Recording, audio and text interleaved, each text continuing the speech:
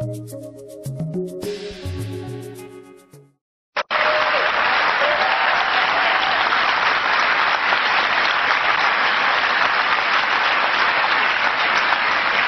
think we can tell by your excitement you know what this is. This is iPad mini.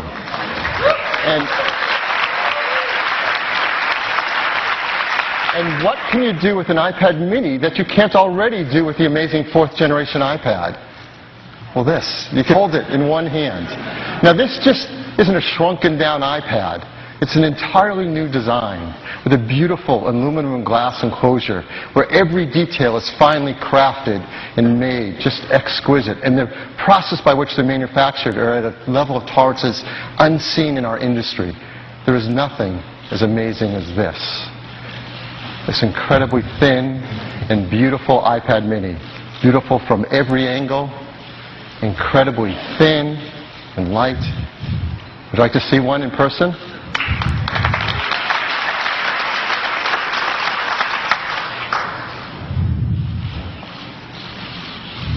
This is iPad mini.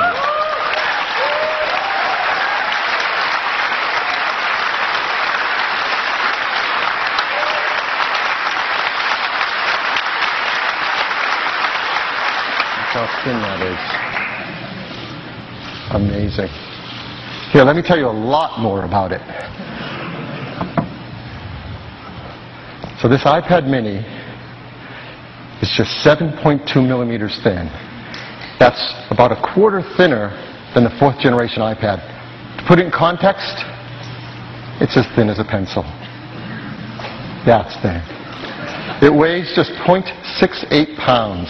That's over 50% lighter than the previous iPad, 4th generation. So in context, what can you compare that to? It's as light as a pad of paper. We were going to say a book, but books are much heavier. So we came out with a pad of paper. Comes in black and white, the white with silver, the black with a slate back. It's beautiful on both sides.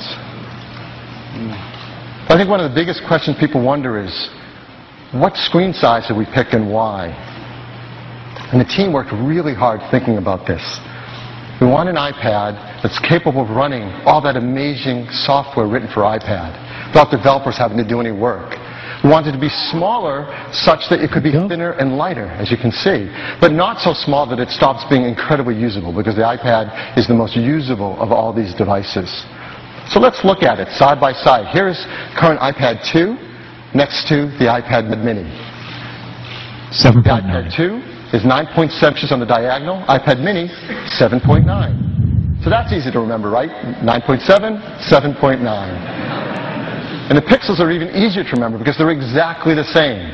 The original iPad, the iPad 2 are 1024 by 768. And the new iPad mini is 1024 by 768. iWork applications, Keynote. And it is so much fun to sit there and play multi-touch software instruments in GarageBand on this thin and light iPad. And all of those applications work wonderfully on it. So if you're a customer who likes to use Facebook all day long, you're going to love using Facebook on the new iPad. If you love creating content with applications like Paper, an amazing drawing application, you're going to love doing that on iPad mini. If you love playing games,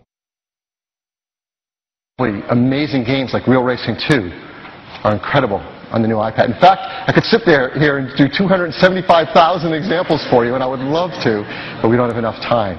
They work amazing on iPad mini. No one else can say that with their tablets. In fact, others have tried to make tablets small on the iPad, and they've failed miserably. These are not great experiences. Well, why? Let me give you an example. So here we have iPad mini on the right and an Android tablet on the left. This is the latest, greatest, most favored, reviewed new device. So let's compare them. Well, first, let's just look at the bezels around the display. Ours, the iPad mini, is made of aluminum, and we worked hard to make it thin so it's comfortable to hold and use with one hand. Theirs, made of plastic, it's thicker. In fact, the entire product, that Android product, is thicker and heavier than iPad mini, even though it has a smaller display. So let's look at those displays. On the diagonal, theirs is 7 inches, the iPad mini is 7.9. That doesn't sound like a lot more, does it? Well, that's on the diagonal. The actual area of the display, 21.9 square inches for the Android tablet, 29.6 for the iPad mini. The iPad mini is actually over a third larger display area, 35%. That's a huge difference.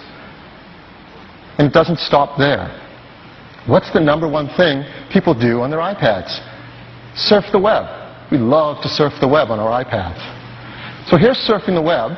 This is a popular museum, the Guggenheim Museum, and visiting it in both browsers. But you can see there's things around the browser. There's tabs.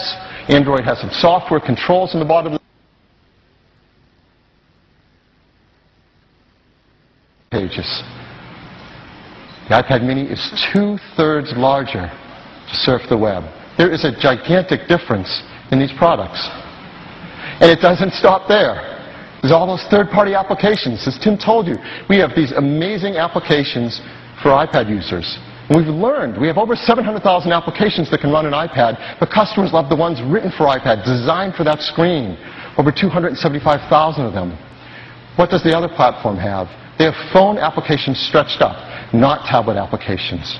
So for example, if you like to hang with your friends and Yelp, you get a great experience on iPad mini, you get a scaled-up phone experience on that other product. There's a big difference. If you like to shop on eBay, a huge difference between what you can do on an iPad and on these other products. It's 19 like to hours. listen to music in Pandora. The differences are night and day. You need to Like to go reload search the for videos to stream watch in audio and videos out. Great experience? Not great experience. Like to plan your trip on TripAdvisor. An incredible experience on iPad mini? Well, you know, right? So we can go on and on.